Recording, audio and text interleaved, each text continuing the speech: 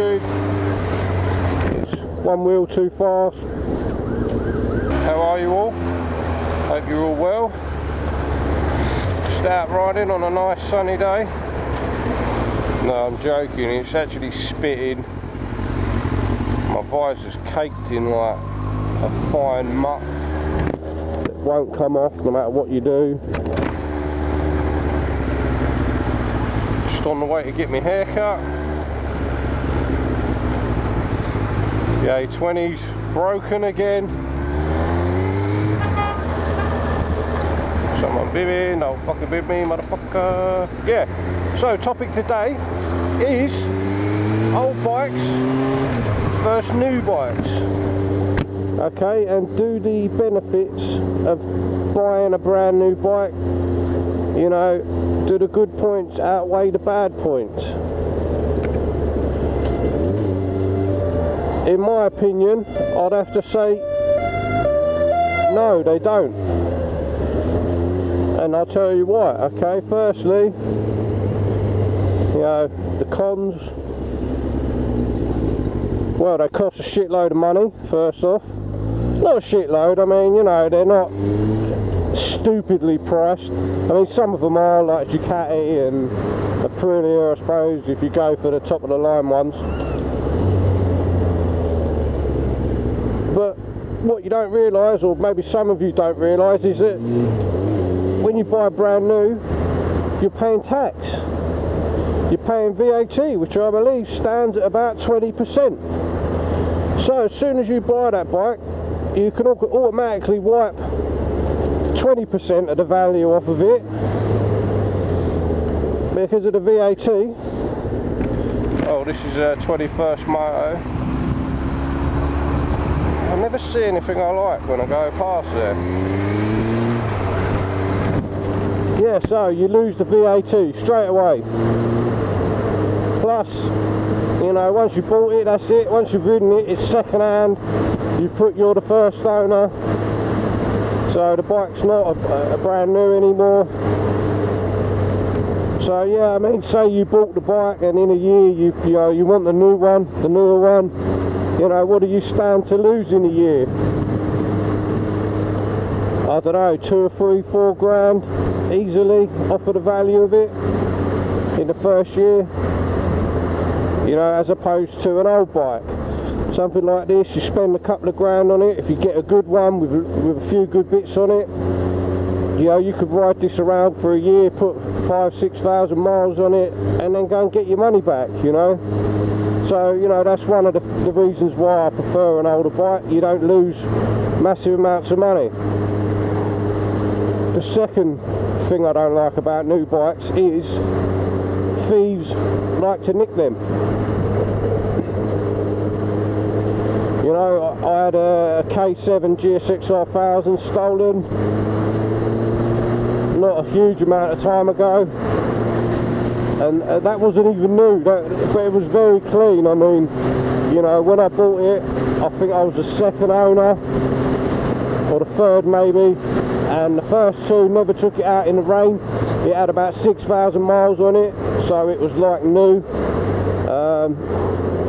And yeah, it got stolen. It was kind of my own fault. I didn't secure the bike well enough, but I just assumed because I had bikes, nice bikes before, for, you know, 5, 6, 7 years, and none of them ever got stolen. I just assumed this one would have, but I was wrong. So yeah, I mean, I spent a lot of money on the bike. I think I spent about 5.5 on it, and that got stolen. So yeah, that's another con of getting, and that was a 6-year-old bike, you know, like imagine, well, I don't have to imagine, I know that, you know, because I'm a member of London Bikers, and bikes get stolen every day, new bikes, every day they're going missing. In central London, you know, you could park it in Trafalgar Square, someone will come along with a van and nick it, and that's how bad it is. And I'll tell you why it's so bad, because the police don't give a shit. They don't give a rat's ass. You know, you can park your bike outside the police station, someone will come and nick it because they know the police are not interested one bit. So where was I?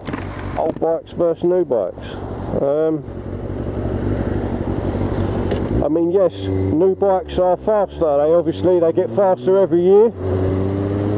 But the truth be told is, do you have enough skill to take a new GSX 1000 or a new ZX10 to its limits?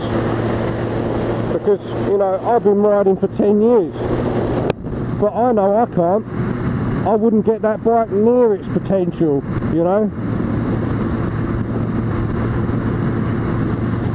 Obviously, yeah, on a racetrack you might get near it, but then, you know, like, you might think you're getting near it, but then you try to do a lap with Shane Byrne on the same bike next to you, and you'll soon find out that no, you are nowhere near that bike's potential, because he will leave you standing, you know.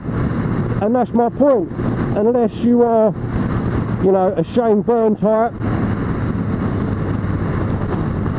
then no, you're never going to get that bike to its potential. So, is it really worth it? You know, you could buy, say, an 04 ZX10, for example. Shockingly good bike. And I think, you know, when I had mine, I raced an 09 Fireblade, and at the end of what, I don't know what, it must have been a half-mile straight, you could only count a couple of bike lengths between us. You know, he was about 2 bike lengths ahead of me, and I think it's because I messed the start up. I didn't launch as good as he did, and he pulled a couple of bike lengths. But by the time we were both on the brakes, there was a few bike lengths in it. So you're talking 4 years of evolution, 4 or 5 years of evolution to gain a couple of bike lengths. Now I know if I had spent £1,000 on that ZX10, put a power commander in it, maybe a K&M filter, you know, a few other small bits and bobs, change the gear ratios a bit, you know, I could probably have gained back that 2 bike lengths on him. So that's my point. You know, do you really need a brand new bike? Now obviously the pros of having a brand new bike are the warranty, for example. But again, I've always found with warranty, the bits that they cover are bulletproof anyway, you know. So 9 times out of 10 you're never going to need the warranty. I mean, unless you buy like a Ducati, which have a tendency to just, you know, eat their own engine, to, you know, eat themselves, then yeah, I would say you definitely want a warranty with a Ducati.